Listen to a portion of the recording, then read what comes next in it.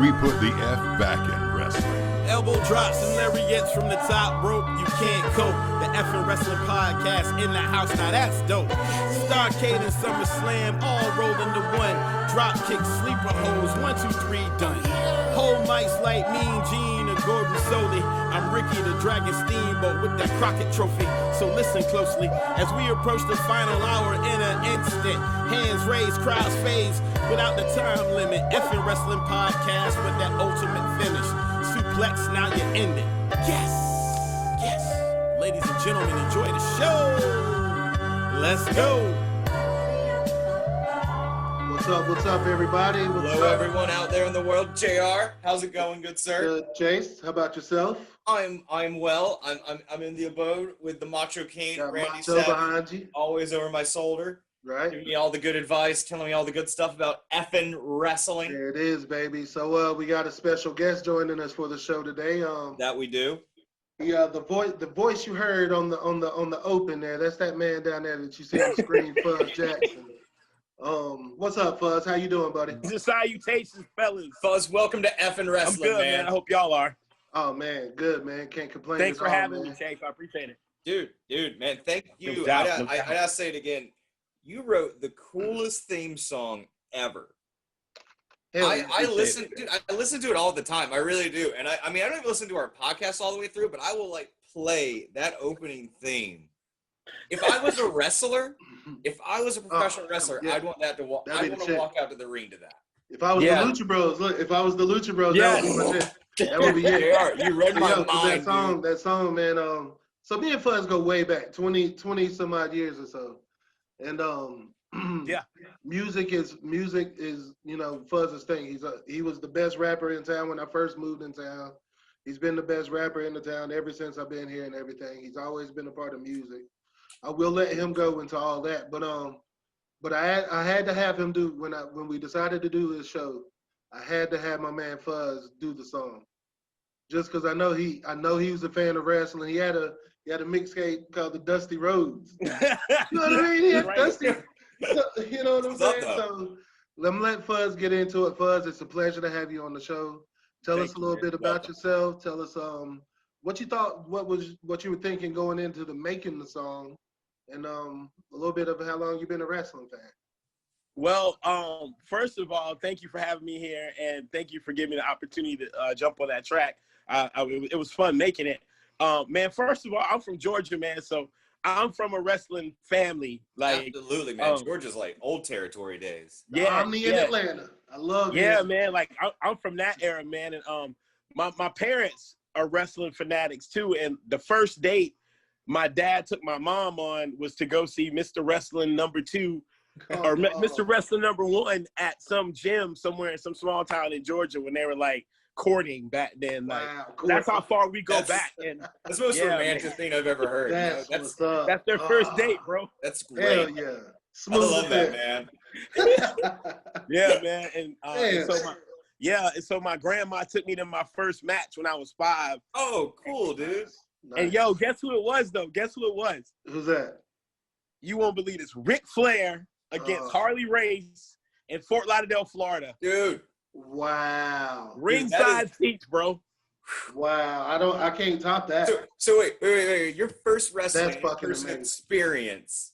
Yeah. Ric Flair versus Harley Race. Man. Yep. Wow. That's like classic rivalry. Awesome. That's what's up. I mean, Ric Flair is like the god king of wrestling. My favorite wrestler of all time. My favorite. He was number one. He was number one on my list. Favorite wrestler of all time. Period. I mean, Ric Flair is so quintessential wrestling that I almost don't even put him on my list for favorites, as it goes. When I think of wrestling, I think of Ric Flair. Yeah. Dude, that's so cool. And it's crazy because if you think of wrestling, you gotta think about Harley Race, because Harley Race is like the bizarro version of Ric Flair. It is. True. It's like the equal heel version. Like, hell yeah. Dude, you're absolutely right on that, man. And it's funny how like regional, you know what I mean? Because down, well, Chase, you're from Eastern North Carolina, right? Yeah. I'm from Western Greenville. I'm from the Greenville, Washington area. Okay. That kind of area. So on my side, it was all WCW, NWA. Like WWF didn't come to Asheville, North Carolina at all. You know what I mean? No, we had WCW come so we had to come. Greenville. Okay, so we had to. My shows were WCW shows and shit also. Yeah. And but yeah, man, back. Oh fuck, that's what's up, man. But yeah, WCW was my shit. Like my first show I went to see live was this weird cross promotion that was ECW versus WCW, and I saw the Steiner Brothers versus it was Mr. Hughes and the Barbarian. Oh, and, wow. Yeah. Wow. Yeah. And it was really, really cool. Funny enough, years later, when me and JR ended up working together, the Barbarian came in and did an interview with us. Hell yeah. And it was so cool to That go, was cool as hell. have that full circle around. Hey, man, when I was like 10, 11, I saw you wrestle, and now full circle. Now we're about to interview you on our damn news station. That's Man, crazy. I'm so jealous of that Ric Flair Harley race, Matt. Yeah. That is You amazing. can't get much better than that. No, dude. I mean, that's like witnessing one of those like historic matches. I mean, again, Flair and Steamboat, Flair and Savage, Flair and Sting, Flair and Harley Race. I mean, Flair and Rhodes. I mean, these are 5 major wrestling feuds, all involving Ric Flair, and I could just go on and on about it. Hell yeah. The Ric Flair is one of those guys who innovated in-ring storytelling. Sorry, I know I'm getting off subject, because I'm really excited as we're talking about Ric Flair. And So Fuzz, like this dude. So Fuzz, like Chase's wrestling brain is like just interesting to me, yo. Like this dude just has such an interesting wrestling brain. Like how he ties it and he ties theater into wrestling and shit. You know what I mean? That's, man. Yeah. And the way he explains it to me and shit, and it was just interesting us sitting around work all the time talking about wrestling and whatnot. I went to school for theater. And I'm really big into theater arts and stuff like that. So my whole thing, I wanted to be a professional wrestler growing up, and then that didn't work out. So I'm 5'8" and I'm not going to be a cruiserweight. I'm not jumping off stuff. But I got into theater off of it. And so because I always saw the big theatrics of theater in wrestling and the characters and all that. Right. So whenever I try to watch it, it's always going, what is the storyline we're trying to tell here? Hell yeah. I totally understand, man, because there's been some really good storylines I've seen growing up, and then there's been some really bad ones I've seen growing up. No, you're right, man. There has been some shitty ones. But it's so weird how they, I don't know if you're watching AEW, how often you're watching that, man, but they're killing it with storylines. I mean, everything matters. It's that you know what I like about AEW? You can tell their writers care about the product. Like they really. It's not even writers, man. It's like a wrestling company by wrestlers for wrestlers. Right? You feel just how fresh everything is. Yeah. Being WCW for fans, it feels like old school WCW ran by Dusty Rhodes. 100%. It has that vibe 100%. about it. Kind of that, and the ECW vibe of like we the new shit on the block. Like we come in, this is us, this is our shit. How we're gonna do our thing. Eddie, do whatever y'all want to do. It reminds me of ECW. You having fun with this shit again. You know what I mean? Yeah. I love AEW. AEW is great, man. I'm more of an old school kind of. I like and respect all the high spots, all the flippity floppity stuff, but give me some wrestling, yo. Yeah. Give me some wrestling. You know, on, man. AEW I'll take some high spots, but give me some wrestling. Give me some Ricky Steamboat kind of wrestling. You know what I mean? Look, I'm here to tell you that Cody Rhodes will give you that every time. Cody Rhodes is that old school, truth, man. Cody Rhodes is getting there, yo. He's the truth. Yeah. Thank you, Fuzz. Thank you. You don't know how often I have to defend Cody Rhodes to my partner here. Yo, I honestly think that Cody Rhodes is probably one of the most slept on, even though he's top dog.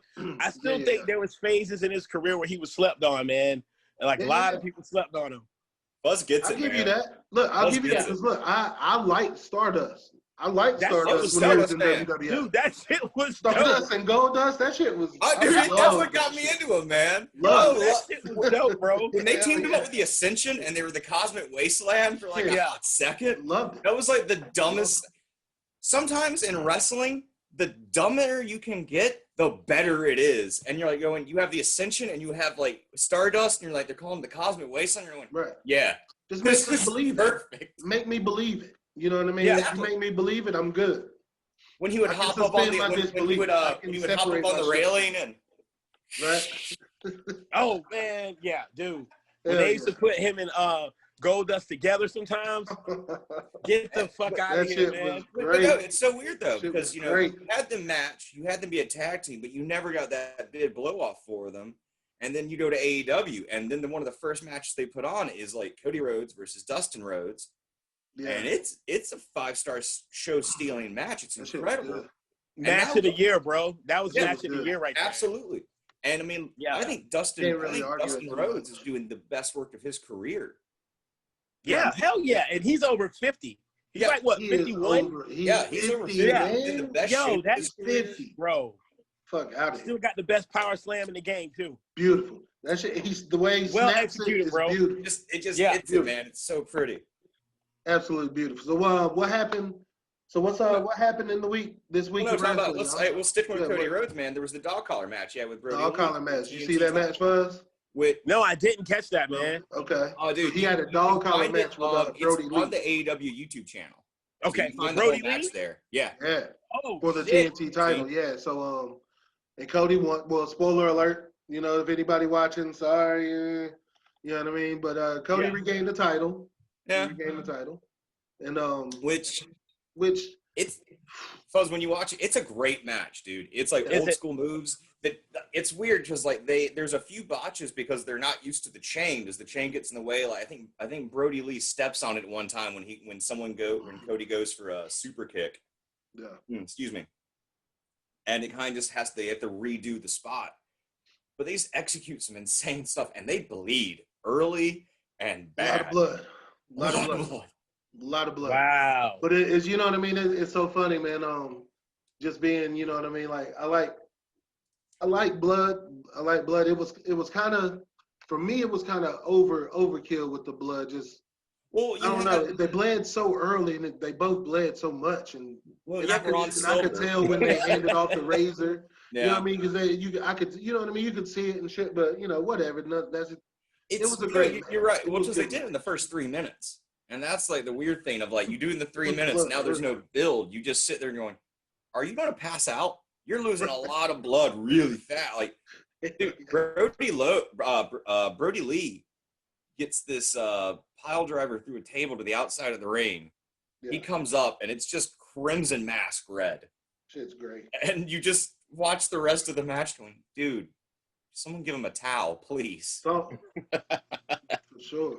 You know what? Yeah. What else? As bad as that was, it was a good match. Yeah, dude. And I'll disagree, man. Brody Lee should have kept the belt because he's doing so good work.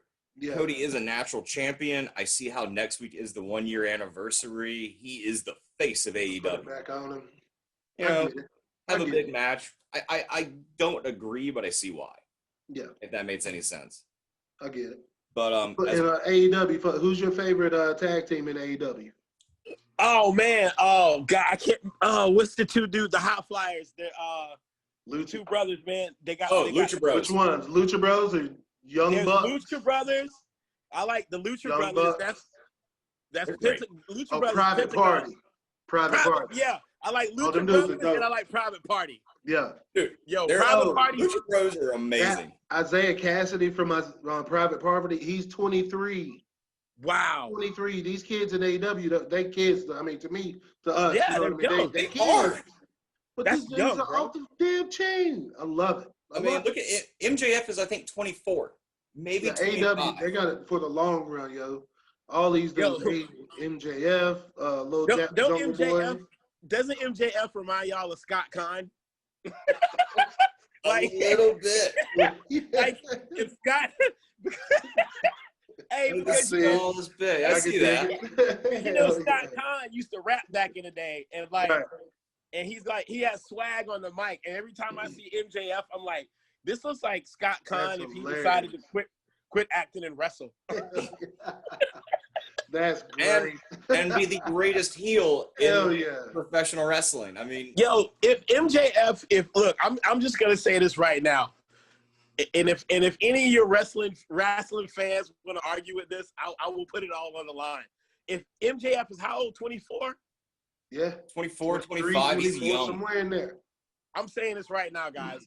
by the time MJF is 40, he's gonna be the best heel wrestling has ever seen. Dude, I'm not gonna argue that, man. I'll say by the that time guy 30, is so good. I'm not gonna argue that. His Yeah, mic skills yeah. are second to none. That dude is off the chain. Yeah, I went back last night and watched his segment with Chris Jericho, where they just went like back and forth, going, "Christopher, do you want me to join the inner circle? Maxwell, do you want to join the inner circle? Christopher, do you want me in the inner circle? Maxwell, do you want to join the inner circle? Is it? You know who the biggest jackass in AEW is? Cody Rhodes. It's just, They built it since then. Like, it's still going. Yeah. Like, I love how the storyline. They had a segment for it during it the other night. I think my favorite thing is we're good. somehow going to get a Sammy Guevara face turn out of. No. Think about this. Sammy Not Guevara, a face turn. Another young dude. He's what, 25? Yeah, he's younger than 25. He might be 23, 24. I thought he was the youngest out of all of them. Yeah, that dude's young as hell. I think Jungle Boy's the youngest. Yeah. He started young. He started like 14. Which, okay, all right, Fuzz, I got to get your opinion about, so Luchasaurus and Jungle Boy, right? You're familiar with them, right? Yeah. So Luchasaurus, that mask, right? With the damn horns and shit. I'm not a fan. Did you see the match when it came off? Oh, it came off in a match? I hadn't seen that. Man, I'm not. I love mask. I'm all about mask and shit. But the way his comes out of his face and shit, and it's got horns. I'm not a fan of that. Yeah, it's pretty bad. That's a bad mask. And I forgot what match it was, bro. But he spent the majority of the match trying to keep that shit on his face. Keep it on. Oh, shit. Yeah, I had to look for it. That is bad. Yeah, I'll have to hunt that down, man. But that's one of those. Everyone's had that one. If you wrestle with a match, you've had that one match where the mask is turned against you. Ray's had it a few times. I'm sure. Psychosis. If you wrestle with a mask, I'm always impressed with people who can do it. Rey Mysterio needs to give up getting mad if somebody tried to pull his mask off. Like, bro, we done seen your shit. We done seen you without your mask on. Yeah, you did years several times. Like, give it up, homie. Like, damn, how you gonna get mad at somebody for trying to take your shit off? Like, we literally seen you like come out for like a year without your mask on. Yeah, your entire the end of your WCW run was like without your mask. No mask. Come on, man. We know who you are. Little big swole ass. Hey, sorry about it. Sorry about it, Batman. We know you're Bruce Wayne now. You don't need to wear the mask. Oh, my fault. What was it? What else happened? Chris Jericho. So, they celebrated 30 years. That's impressive. 30 years of Chris Jericho wrestling, man. That's impressive. That's good. Yeah, I honestly think, dude, that's what's up, right? Dude, I think Chris Jericho is that modern equivalent to Ric Flair. I see why you say. I see why you can say that. I mean, there's no. I mean, he just you know what I mean. The veteran status, razzle dazzle he brings to it. The fact he's a star away from it, like that. He's a rock star who sells out concerts. He has the Jericho Cruise. I mean, it's just the fact that, dude, he lives that rock star lifestyle and is a professional wrestler. Yep. That's Ric Flair. Right. So, right. And as he's gotten older, he slowed down on a lot of the athleticism and just became the great, like, just really good on the mic. Yeah. The character changes, all the, like, oh, man, because, like, when he first came, I remember Chris Jericho, man, that's how old I am. Like, I remember the first time I saw him was on WCW. I remember his premiere fight on Nitro. Yeah, he used to go by the young lion or lion. Lionheart. Lionheart. Chris Jericho. Yeah. He had the like blonde perm, long hair and shit. Oh yeah, it was like that shit. I love it. Like they tried to push him as a face, and it just wasn't going over. And then he just went full on heel and had that great run with Dean Malenko of like, the man of 1,000 arm bar. Oh my god, arm bar. One of my top 3 wrestlers ever. Wow. Okay. Ever. Yeah. Which one? Wow. Malenko? Yes. Like Yes, sir. Yeah. I respect that, man. I love Dean Malenko. Wrestling. Dean Malenko was the shit. When I first got into wrestling, man, and I started watching it on a normal basis, they were doing like the trials of Dean Malenko to join the Horsemen, and that was such a cool art to like hop on because I've been watching wrestling on old VHSs, so I knew who the Horsemen were and I knew what that meant. And just to watch someone going, this is what it means to join them, and this is what you have to go through, and all the matches. It's just real. It's such good wrestling storytelling. Yeah. And you know, that story I think was really good when Dean Malenko tried to do the Horseman, and they did that because they really showed how talented of a wrestler he was. Because like people slept on people because, you know, number one, like at that time it was so much talent, people forgot about the art of technical wrestling. Absolutely. And when Dean Malenko showed up, dude, that storyline, he cleaned fucking house. Like he was one of my favorite cruiserweight champions in all of WCW. Yeah, man. Yeah, he's bad. Can't argue that. I mean, that's one of my favorites. Again, that's what made WCW so good. Every one of their divisions felt important. Yeah. Like if they had a belt, I mean, every one of their rivalries, and it's what I like about AEW so much is you might not except be the women world division title story. Except AEW's women division. They need to pick that shit up. They're working on it. They're trying. They're trying. You know what? I thought it did all right in the beginning, but you know what? They had a lot of girls get hurt at the same time. Yeah. Like Katie Statlander's still out, I think. Yeah, Chris Statlander. Yeah, she is. Chris Statlander. Yeah. And they're trying, man. Britt Baker. Love Britt Baker. Yo, I love her. Up a lot. Britt Baker is the shit. Yeah, she's good. She's good, man. Hell yeah. Well, I'm all about it. Girl. But no, yeah, dude, what else happened? What else happened this week? Talking about injuries, NXT is just cursed. They are. Balor broke his jaw, yo. He fractured his jaw in 2 places and has it wired shut for 6 weeks, I believe. That's crazy. That match was so damn good. It was. But he broke his jaw. It was about 3 Kyle O'Reilly lost some teeth. He chipped some teeth. Something happened to his teeth. These dudes are raw dogs. I'm not trying to, JR, what's the one thing about effing wrestling doesn't stand for? It doesn't stand for fake. But you can't slow it down a little bit. F stands for a lot of things in effing wrestling, but fake ain't one of them. Fake ain't one of them. But you don't have to, just calm it down a little bit. I mean, that's a knee to his, jaw. I've watched it, man, and it's mean looking. That shit was nasty. And think about it, dude, how bad of luck is that? I mean, there's 2 cases to talk about. This is the second time that's happened to Finn Balor. Yep. He won the Universal title, and now he's won the NXT. Are they going to let him keep it? Is he going to relinquish it? What are they going to do? It's 6 weeks to heal. 6 weeks? Ooh. Can you wrestle with a broken, wired shut jaw? I don't know, man. It's going to be tough, man. They're going to have to do – fuck, that's bad. Damn, that's like the damn Madden curse, yo. And just think about this. Yeah. He just got the belt. Karrion Kross just got the belt, got hurt. How bad is it? Balor just got the belt again and got hurt. Like, fuck. Tommaso got the belt. Tommaso got the belt, got hurt. Fuck. That's his first belt. It's crazy. What belt's more? We have to go back and look at it, see which one has more of a curse on it. The Universal title or the NXT title. Right. And what was it? Ridge Holland? Is that his name? Yeah, Ridge Holland. Yeah, which is promising. I liked him. He looked good. Dude, he's all busted up. Apparently, he fractured his knee, fractured his ankle. It was nasty. I don't know if you saw it, but it was nasty. I've seen photos, man. It looked bad. No need to watching it. And the thing is, it's not even it's not even these dudes' finishers. It's not even these dudes' finishing moves. If you understand where I'm going here. I love how subtle your transition is to the point of tonight's episode. Hey, that's what you call a transition. Baby. Hey, yo, there's one thing I gotta chime in on NXT though. What's up, Fuzz? Bro, I saw that bullshit Ember Moon. Ember Moon. Oh my God, that promo. Yeah, she ain't that good on the microphone. She's not good on the mic. And give her a manager. Dude, it was bad. Look. And this is how bad. This is how come you knew it was bad. Because you remember when she got up in the ring, she goes, "Yeah, normally they don't let me talk on the mic." That's so. It was just like she was just like, I'm like, there's no crowd. You see why? There's no crowd. We see why. Yeah. We see why. Why are you playing to an audience?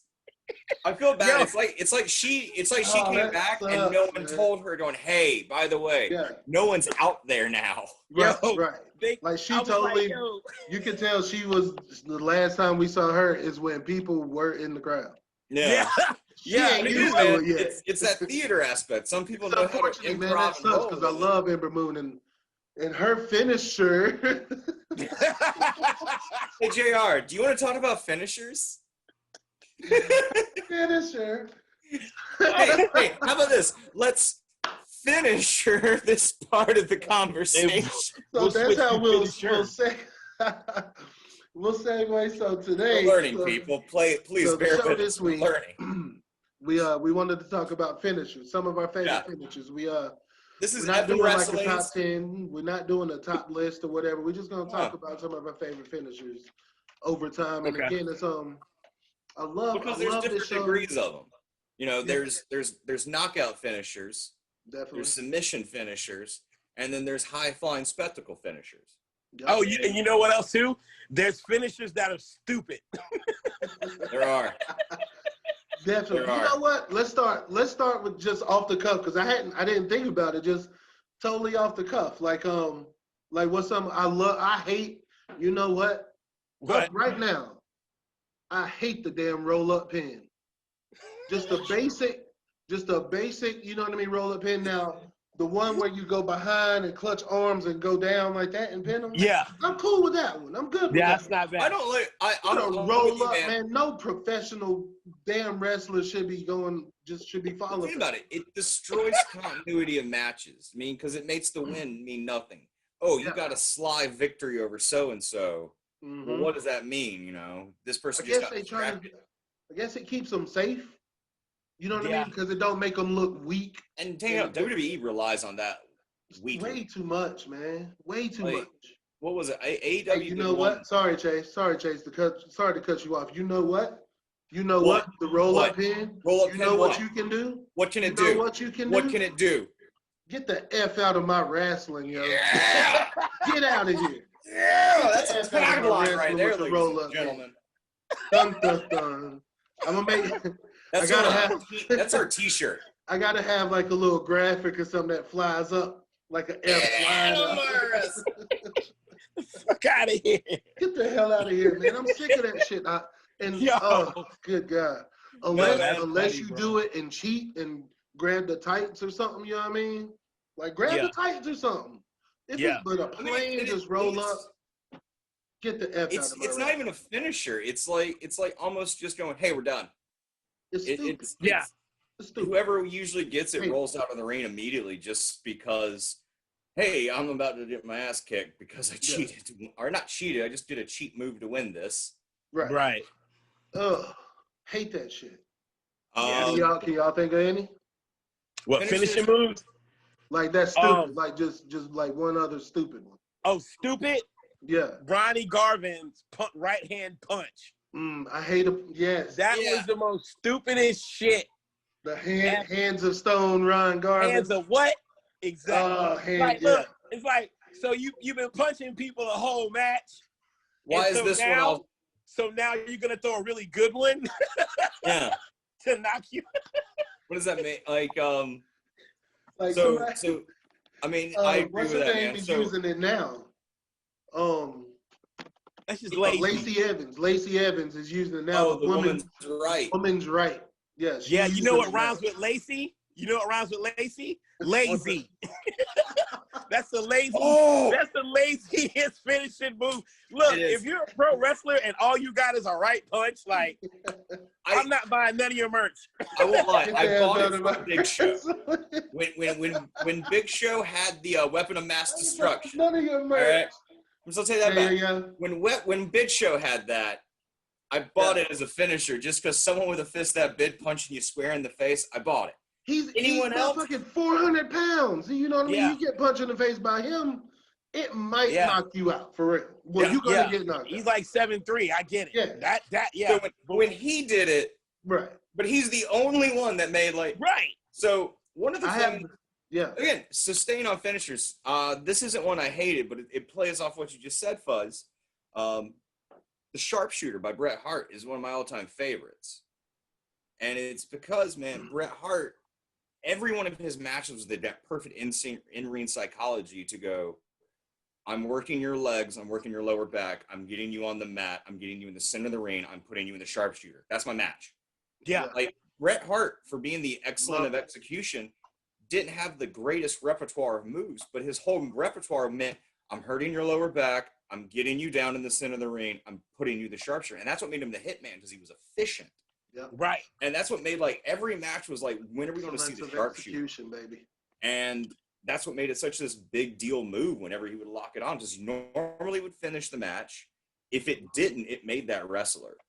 Look at Stone Cold Steve Austin at Survivor Series when he does not tap out in that massive pool of blood in his face. And that just kind of made Stone Cold Steve Austin who he was. Yeah. I mean, that's what a finisher can do. It's this uber powerful move that the audience knows is at some point we're going to see this. Yeah. And if you're a smart enough wrestler, if you know your style and you have an opponent and you're only as good as your opponent, they make you look good. You can just build to this perfect crescendo of either it's like Randy Orton's RKO that just comes out of nowhere and it shocks the audience. Yeah. Or it's like Bret Hart's the Sharpshooter, where you're just methodically building to this point where it's on. Is he gonna tap? What's gonna happen? Gonna tap. Yeah, it's amazing. I love it. That's what wrestling is, man. I love that shit. Yeah, dude, it's drama at its like peak. Yeah. I love it. The most, the worst, the most overrated, horrible, the worst shit, the worst shit ever. And I understand what he did for wrestling. You know what I mean? All this shit. Yes. But that damn leg drop from Hulk Hogan. That leg drop. That lazy leg drop of Hulk Hogan. I mean, come on, man. You know what? Lazy career. Hey, you know what? Hulk Hogan, leg drop. You know what you get? You know what happens when you do a leg drop as your finishing move, Hulk Hogan? Hogan, what happens? Get the F out of my wrestling.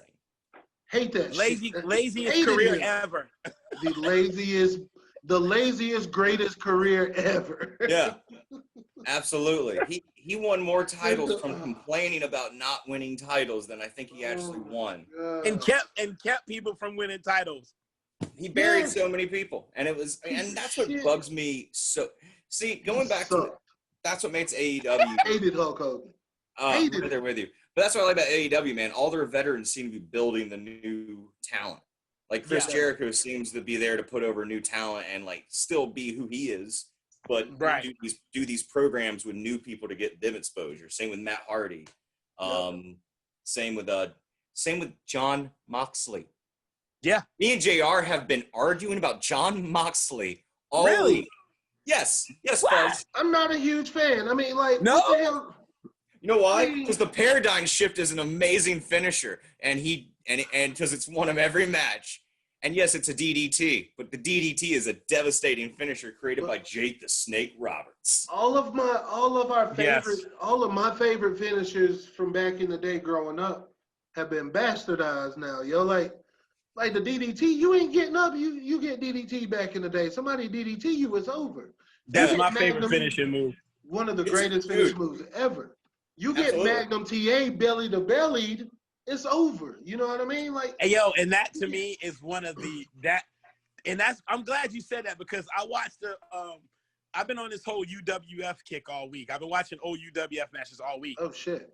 Yeah, and I started and people forgot, when Magnum TA got in that wreck and left WCW, he sat next to Jim Ross in UWF. And I was watching one of Magnum TA's old matches. And Magnum TA was the only one that had a decent looking belly to belly that wasn't sloppy. Dude, beautiful belly to belly. When he got injured, man, we lost. I mean, that's one of the greatest rivalries. Him and Tully Blanchard, that rivalry was one of the greatest rivalries ever. That was probably one of the greatest wrestlers that never made it. Yeah, because of injury. Because of injury, because of that car wreck. Yeah, Magnum TA was the shit, bro. Dude, he would have been up there with Randy Savage and Hulk Hogan in WWF, and like hell yeah, if he had not been injured. I mean, it's one of those terrible what ifs. Some of those I guess it's just part of changing with the times. You know what I mean? How the evolution of times that just because people are bigger or whatever nowadays, those moves our old school finishing moves are just regular moves nowadays. Yeah, Diamond cutter, unless you're Randy Orton, A diamond cutter doesn't work for anybody anymore. Yeah. Right. You know what I mean? And that sucks because Diamond Dallas Page, that diamond cutter, it was over back in the day. Oh my God. So Diamond Dallas Page is my favorite wrestler. Hands down. Hands down. I remember being a kid and watching his run of being the guy against the NWO. Yeah. I remember him in Fall Brawl with Rowdy Piper and Ultimate Warrior taking on the NWO and the NWO Wolfpack. I remember the Halloween Havoc '98 where it was him versus Goldberg for the world title, and I honestly thought he was going to take it. Hell yeah. And it's I say that as my favorite wrestler and that guy who I just think's a great person. Randy Orton does a better RKO than the Diamond Cutter. It hurts, right? Yeah. That shit is beautiful, yo. Randy Orton's RKO is a work of art. He's so athletic. Out of anywhere. He's so athletic when he does it. That like, I mean, it's so quick. Like when he, like when he sneaks up on you and does it, it's just so. It's like so, like the full on run, the when full on run. He catches you off the top rope. You. Dude, that was Evan Bourne. So the one who did the shooting star press, Evan Bourne, who just had the biggest botch at what was the AEW pay-per-view of it where he got on the top rope for the Battle Royale and he went for the shooting star press and he normally Evan Bourne or Matt Stryker has what is called the prettiest shooting star press in all of wrestling. Mm-hmm. And what does he do on his debut? He botches it and becomes a new generation's Shockmaster. It's crazy. It's bad. It's bad. I mean, but fucking Randy Orton caught him with an RKO. RKO, and that is beautiful.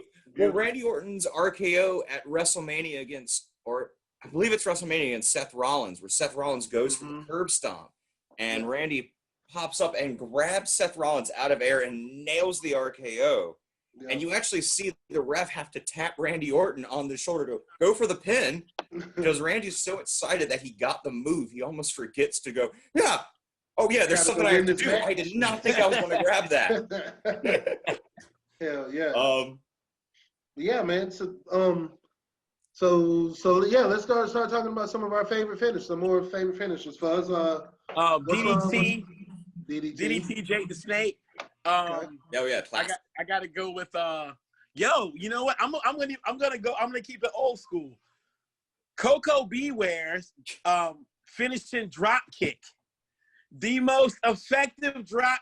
Go back and watch a Coco Beware match, the best drop kick ever. I just love the fact that the Birdman of Wrestling got referenced on the show right now. Hell yeah. That makes me so happy. The best drop kick his drop kick was better than Ricky Morton's and Robert Gibson's. Wow. You remember that was their remember that was their finishing move. They throw you into the rope. Yeah. Double drop kick, right? Oh yeah. Coco Beware used to do it.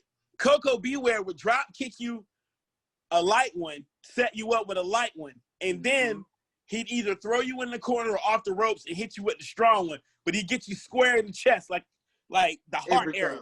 Yeah. Every time. Oh man. Beautiful drop kick. Beautiful reference. Hell yeah, that's a good one. Great reference right there, man. That's what's up. You know what's one of your favorite go ahead, Fud, Chase? I automatically just have to go with Razor Ramon's Razor's Edge. Oh, I mean, how cool! That might be my favorite finishing move of all time. It's the prettiest knockout. Razor Ramon, I love that finishing move. Yeah, Razor's Edge was my shit. Like the power bomb is cool, no argument. The power bomb is cool, but the Razor's Edge is just neat looking. The fact game over. Slam him down. Beautiful. Lance Archer does a neat variation of it nowadays. Yeah, how he holds him like that and then pops him to a little flip forward type joint. Yeah. But it's like, again, it's like the Razor's Edge. It's like the problem of the Razor's Edge. Like, it depends on who you're delivering it to. It works better on a smaller person that you can actually hoist up and get all of that. If the guy delivering it, say it's Lance Archer, say it was Razor Ramon or / Scott Hall, whenever variation we're talking about was doing it, when he looked like he was delivering the throw to it, it felt more controlled than when he was just falling with it. Yeah. Right. I see what you're saying. If we're being very technical with this move. Yeah. Seth Rollins has a terrible Seth Rollins probably has the worst rendition of that. of the Razor's Edge. It's so fucking bad that they don't like WWE. They stopped motherfuckers from doing it because Seth Rollins was doing it and throwing people into the ropes, but was hurting people. Into the turnbuckle, the buckle bomb. Yeah, I mean, I'm sorry, the turnbuckle. Oh yeah, buckle bomb. Yeah. They were like, nah, because you already fucked Sting up. Nah, you're good. What hasn't Seth Rollins done that injures people? I mean, they had him stop doing the curb stomp for a while. I love the curb stomp. That movie's like it's a good one. Curb stomp. That's a good video game. That's always my signature. The curb stomp. It's such a mean move. Yeah, that's a good one. They had to make him stop doing it for a while. I'm gonna keep it old school. One of my favorites, the Spine Buster, yo. With Arn Anderson, the Spine Buster. Come on, man. Yeah, that was a good one. Beautiful. The greatest Spine Buster in the history of Spine Buster. Arn Anderson, then Carl Anderson. Carl Anderson, Asheville. Go Asheville. What's up? I forgot. That's your boy. That's your boy. Oh yeah. You know what a devastating finisher always was? What's the that? Undertaker's Tombstone Pile Driver. Yeah. I mean, when he hit that and crossed your arms and threw his hair back and his eyes rolled back, and you just kind of saw that one. Especially young Undertaker. Absolutely. Yeah. Young Undertaker. Young Undertaker scared me and I was probably 11 back then. I was still too old to be scared about shit like that, but yeah. No, dude, he was scared me, man. No, Undertaker was the best. Paul Bearer did it for me. He was scary. Paul Bearer. I'm 33, and you know what? I'm terrified of him. Terrified of him, but I loved him. Yeah, the way he talked, man. Yeah. Well, check it out, man. I was going to go into another aspect of finishers, but that kind of what you just said, Fuzz, made me want to hop into this. What's that? The Undertaker, man, when he would hit the Tombstone Pile Driver, that was back when finishers meant something. Yes. And nowadays, they're just another move. It's like you were saying with the DDT, JR. Mm-hmm. It's just a move now. It's just that's what almost every finisher's become of going, hey, look at the spectacle of hitting it. Yeah. And then it doesn't mean anything. I think AEW is doing a really good job of trying to bring back the meaning of a finisher. Right. They're doing better than WWE is. I don't know. Way better. I've seen people in AEW kick out of a damn top rope Canadian destroyer, yo. They kicked out of it. I disagree with you with the AEW and the finishers. They don't do that. They kick out of a crazy shit. The one-winged angel. Kenny Omega's beautiful, protected one-winged angel is an AEW. Agree, but back to the Brody Lee and Cody match, he didn't finish him with a damn pile driver through the table. The match went on.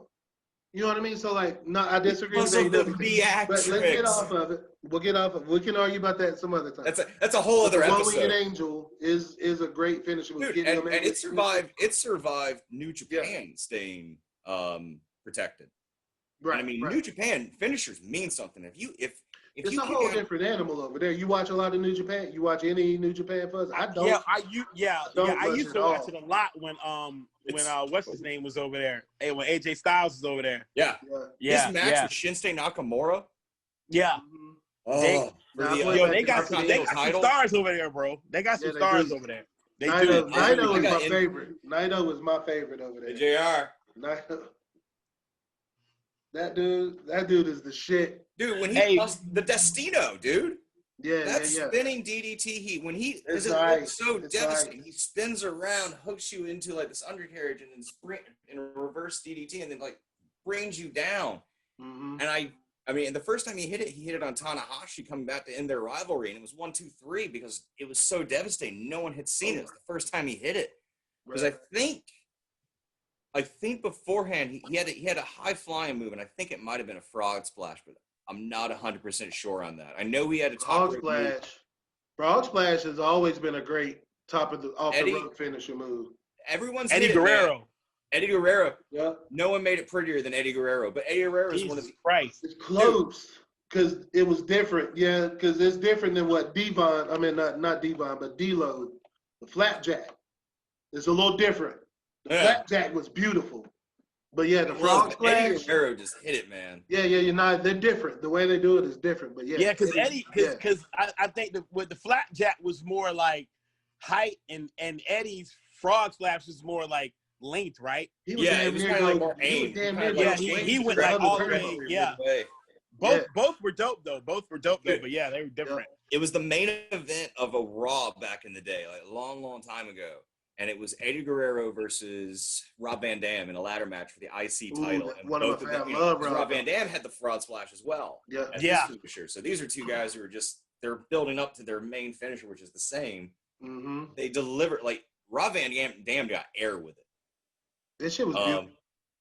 Beautiful. Well, Montez Ford uses the Frog Splash, doesn't he? Yeah, his shit's nice he too. Gets he air. gets up, yeah. My girl Sasha Banks, right? Isn't he like mad tall? Yeah, he's like 6'5", I think. Yeah. Yeah, that's pretty tall. Sasha Banks does a beautiful frog splash. But Sasha Banks is the bank statement, and the bank statement is an awesome, like, great. Yo, she can wrestle. Dude, Sasha Banks is great. She's my favorite female wrestler. Man. It's a my favorite female wrestler. It's a backstabber into a wonderful submission move, and I love anything that like sets up like going, "Hey, I'm gonna hurt your back, and then I'm gonna stretch the muscles," and that's my favorite submission move. I know I started this talking about the what's your favorite submission? The Last Chancery by Austin Aries. Austin Aries. Love that move. Okay. Ever since Austin Aries got signed with NXT, I've just kind of hopped on his indie stuff and his stuff in Impact and his belt collector run, just because he's around my height. He's a prick heel that I just love his character. And the Last Chancery was, when I saw that put on for the first time, when he wraps your arms in that full Nelson and then just like flips over, it's nasty. It looks mean. You can't. Your arms cannot drag you to the ropes. You're just stuck in this position, and it makes his height an advantage. Like, it makes the equation of going, hey man, I'm shorter than most of my opponents. Right. When I can get you into this move, it doesn't matter how tall you are. You're going to tap, and then it just plays in that great ring psychology that I think Austin Aries has a great value of. It's like, what was it? JR, me and you just got into watching MLW. And the first episode has Austin Aries versus ACH. Yeah, ACH, yeah. Wonderful match. That was like one of the best little indie shows. Yeah. I've seen. What's some of your favorite, like a submission? Like one? Man. You know what, man? Once again, I gotta go old school. Do it. I'm gonna go, you know what, and this is one move that has been effective, but I've seen so many people overdo it, and so many people, when it's applied, they like all of a sudden get out of it. They made a fool out of this move. But I remember being 8 years old watching NWA wrestling. The first time I ever seen Johnny Weaver put the sleeper hold on anybody. That to me was the shit. That look. Hell yeah. That was the way. And a lot of people forget about Johnny Weaver, because Johnny Weaver was the first dude that did the sleeper, bro. But he did it right. Like he knew where the arm, everything was perfect. He grabbed you in the dead center of the ring. There was none of this, that Hogan bullshit where he put his hand up on the second. Your ass was out. So Fuzz, man. You know how we were mentioning about weak finishers that we can't stand? That's yours? I hate the sleeper hold. You know what the sleeper hold can do? The sleeper hold can get the F out of my wrestling. No! That's what the sleep. I've never understood. What?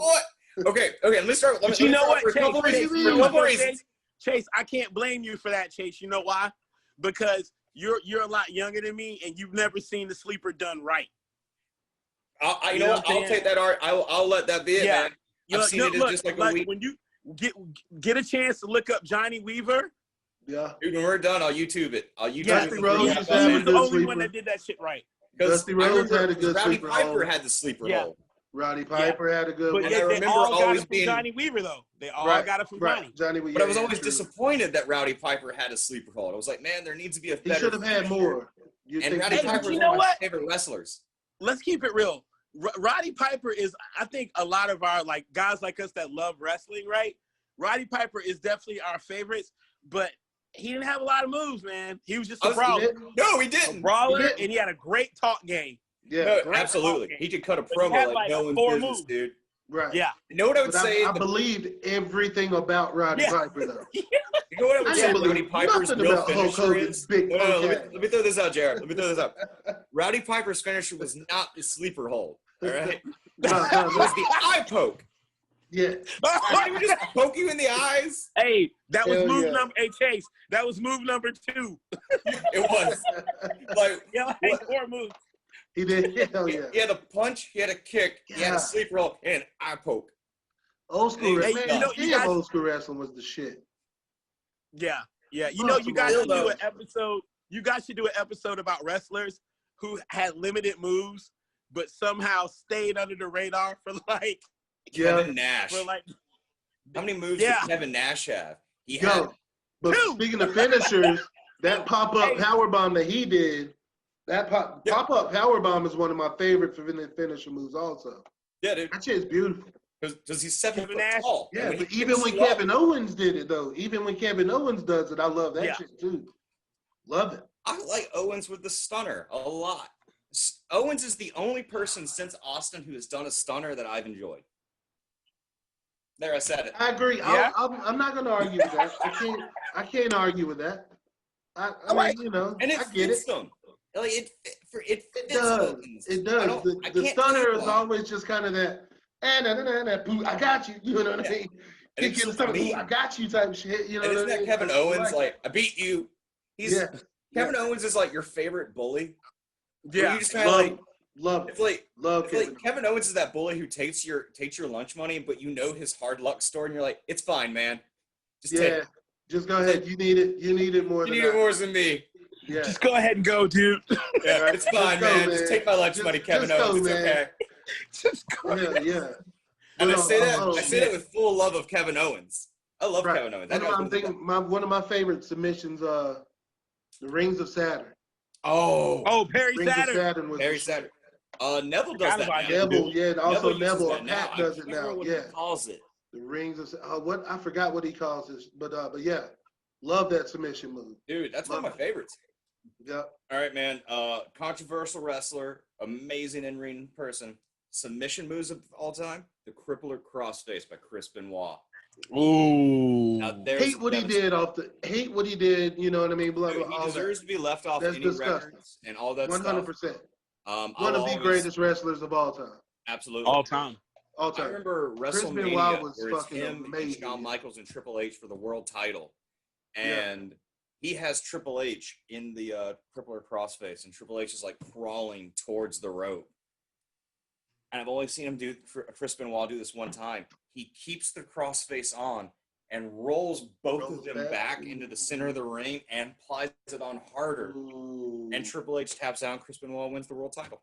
That's what's up. And it's like him and Eddie. And that's the night him and Eddie Guerrero become both world champions. Okay. Chris Benoit's world champion, Eddie Guerrero's undisputed champion. And it's that feel-good moment because they're both best friends who've been on the tours together and been on the road for years. And who doesn't love Chris? Who didn't love Eddie Guerrero? Is the most. Talk about sleeping on people, man. No one paid attention to Eddie Guerrero. Not at all. Hey, here's one for you. I got something for you, man. Not to interrupt, but Chase, you're gonna love this. If you guys ever want to see an incredible match, watch the match. I think it's Eddie Guerrero and Dean Malenko. Oh, dude. Oh, yeah. Oh, yeah. Man. Y'all seen that? There's stuff in 100%. W. Yeah. Oh, man. He put on some beautiful, man. Those early beautiful wrestling. Real talk, man. I watched that match. I'm gonna tell you some real shit, man. I watched that match probably about 6 months ago. In the house by myself. Did not make a sound. Yeah. Did not get up from the TV. At one point, man, my eye watered up, man. Just watching that. Nothing shit. wrong with that. Nothing wrong with that at all. That match was incredible. That was good shit. Man, God. Going back to it, beautiful. I remember like the whole trilogy that Okada and Kenny Omega put on in New Japan. Just when those three guys put on a trilogy of matches, they were some of the best I've ever watched. I'm still trying to get. I'm gonna hunt them down for you, JR. I know I haven't seen all of them. I've only seen parts of one of them. High flying finisher I'm a fan of is the coup de grace by Finn Balor. Speaking of him earlier, who's going to be gone for a while. It's good shit. It is good shit. That going, man, how are you not breaking his sternum, jumping on his chest with all of your weight? Yeah. How are you not killing this man? I would hate to take that shit from him. Yeah. I would be mad as hell if I got to take that damn move. It's a good thing. Hey, man, can't you finish me with something else, man? Damn. And you guys notice he's always accurate with it, too. Always. Never He don't never miss that damn thing, does he? No. Hell yeah. Damn, one of my favorite, I remember, I want to say the first time I saw it was Billy Kidman. When he did the reverse off the top rope, the reverse backflip off the top rope. I forgot what he called it. The reverse shooting star press. Reverse shooting star. I remember loving that shit when Billy Kidman did that. Guess who he stole that from? Who? You know, that used to be my favorite finishing move, but UWF days. It used to be Chavo Guerrero Sr. finishing move. Oh wow. Yeah. Yeah. Wow. And that was the first time I ever seen it. Yeah. Okay. The Guerrero family. Of course it The would Guerrero be man. everything. Of course. We're gonna have to do a show about families. You know, me and Chase, we had talked about that. So just to go into how much of like a nerd I am, I spent a day just breaking down wrestling families to Game of Thrones families. And then I ran into the office to JR going, hey man, this breaks down and works. We need to do an episode about this at some point. And it's this giant nerd breakdown going, hey man, I don't know if you're for wrestling fans who know nothing about Game of Thrones. And I've never seen Game of Thrones. Oh, dude. Yeah, it's great. Yeah. It's great. Yeah. We can tie that into a making a mark. Cause So yeah, we're gonna do it one time. We can tie Game of Thrones in with that and shit one time. Dude, I'm that type of nerd, man. I sit there and go, man, you know the Flayers are like the Lannisters. Yeah. Or no, yeah. Or no, the Lannisters are the McMahons. The Flayers are the Targaryens. The Baratheons are the Rhodes. The Dornish are the Samoans. The Samoans are the Dothraki. If you're a Samoan, you're a Dothraki. What about hey Chase? What would the Von Erichs be?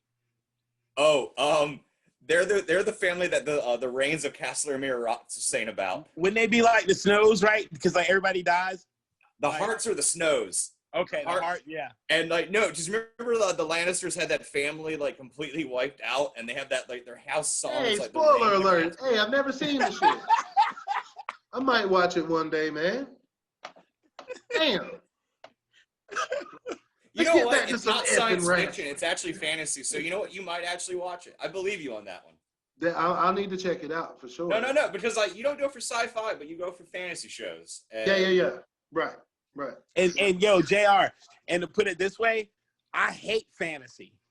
Okay. Great. But I love that shit. All right. I watched 8 seasons. I watched 8 seasons in 3 weeks.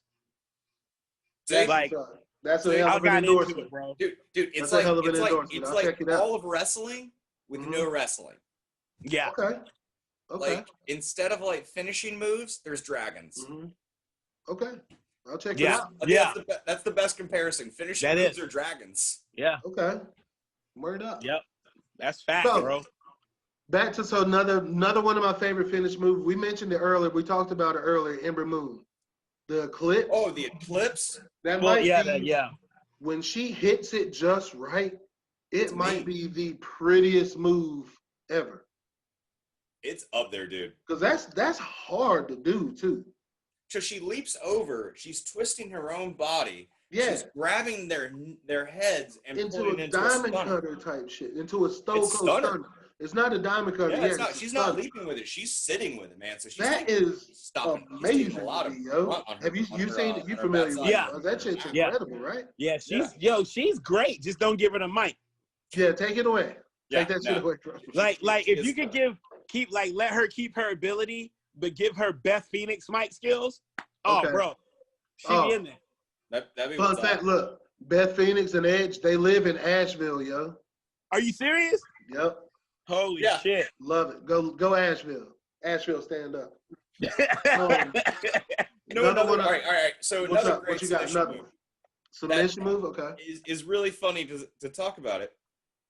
Ric Flair's figure 4 lead lock.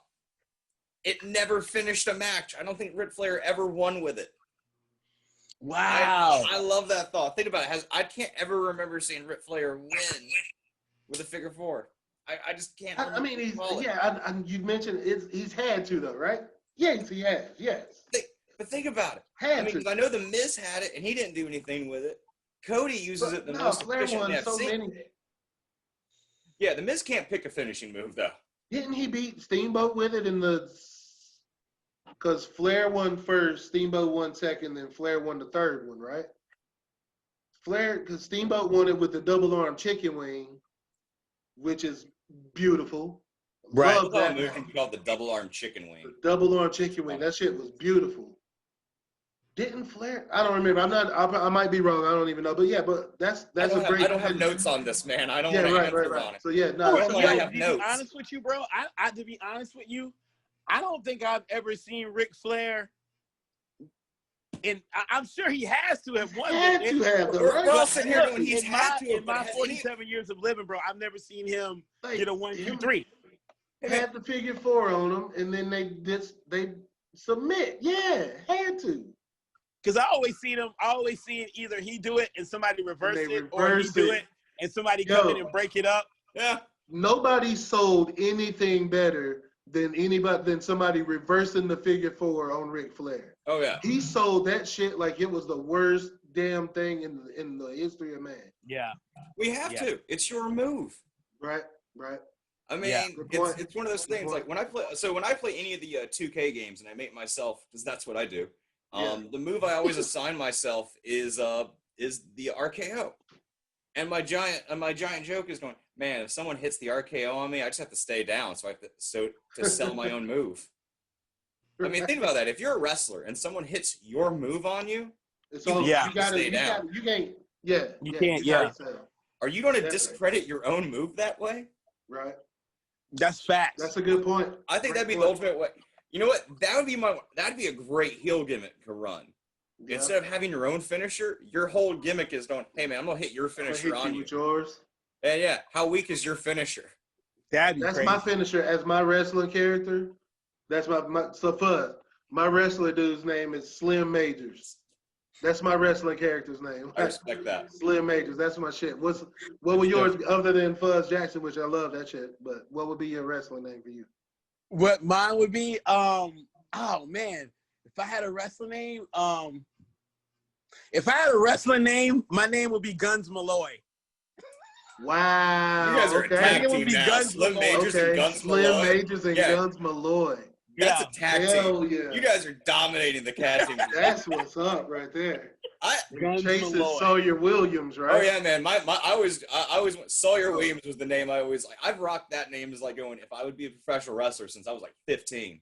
Like when I was going to be a wrestler, I was going, I'm gonna be the enforcer, Sawyer Williams, to give a little shout out to Arn Anderson. Wow.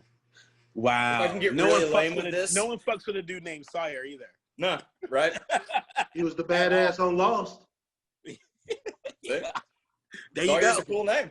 Hell yeah. And my whole thing was that when I went major heel turn, I was going to become the mastermind. So instead of being like a mob enforcer, I'm like, I'm not an enforcer. I'm the criminal mastermind. No, yeah, man, that's such an awesome heel name. Hell yeah. Dude, another awesome finisher we have not mentioned. Yeah, a couple more here before we wrap it up. Classic finishers. I think it's one of the classic finishers. If we did not mention it, we were going to take flack in the comments. Please, if you're listening, comment. What is your favorite finisher? Comment. We're going to get a lot of them, I'm sure. Sweet chin music. Shawn Michaels' super kick is one of the great. I mean, come on, that move is just beautiful. And no one has a super kick better than Shawn Michaels. No one. Look up Savannah Jack.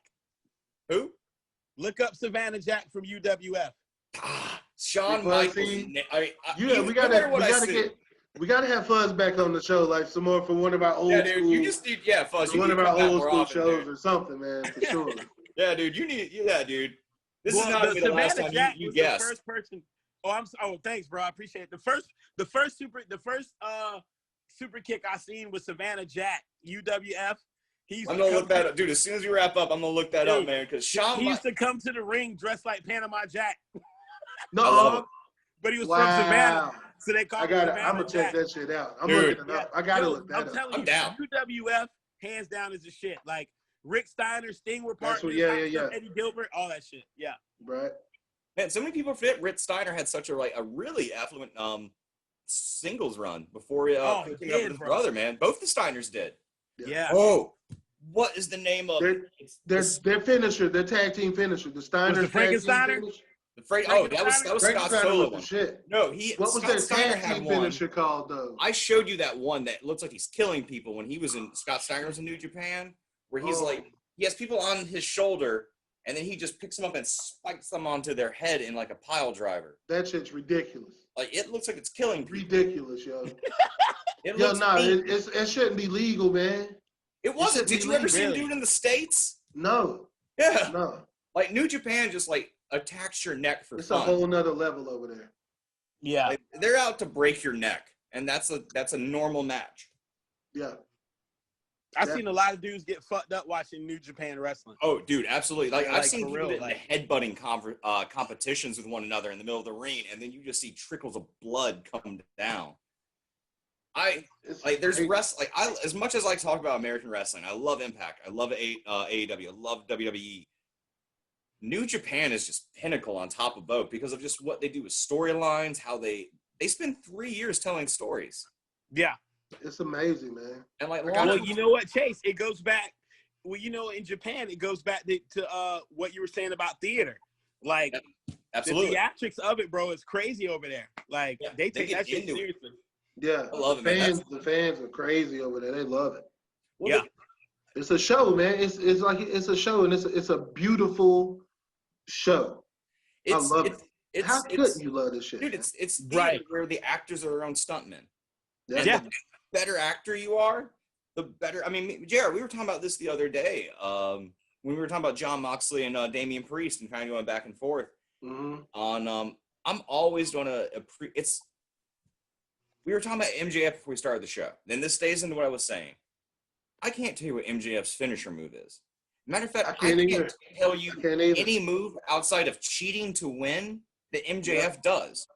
But he's one of my favorite heels, and Fuzz, like you were saying, dude, by the time he's 40, he's gonna be the greatest heel in all of wrestling. Yeah, man. I can't tell you a single move he does, but that guy can talk better than anybody in the industry right now. Hey, just think about this, Chase. Think about this. Think about your great heels, right? Mm-hmm. Any really good heel, you can't think about their finishing move. Dude, saying that too, Rowdy Piper, one of the greatest heels of a generation. Yeah. We were saying has a lame move, but he didn't need a great move. Rowdy Piper didn't need a move or belt or anything to get over. Right. He just had to run his mouth. Right. Yeah. Hot Stuff Eddie Gilbert was another one. All he did was talk. Yeah. And hit people like with bells, but that was he had no finishing move. Terry Funk. Terry Funk. Put your ass, hell yeah. Beat the shit out of you. Dude, I think that's the thing though. I think you almost don't need a devastating finisher if you're a heel. Right. You're coming at it from going, right. Dude, you want to see me lose. I'm here to get my ass handed to me. Yeah. And and you know, there's ways to do that with cheap heat of like coming into a place and going, hey, your local team sucks and this town sucks.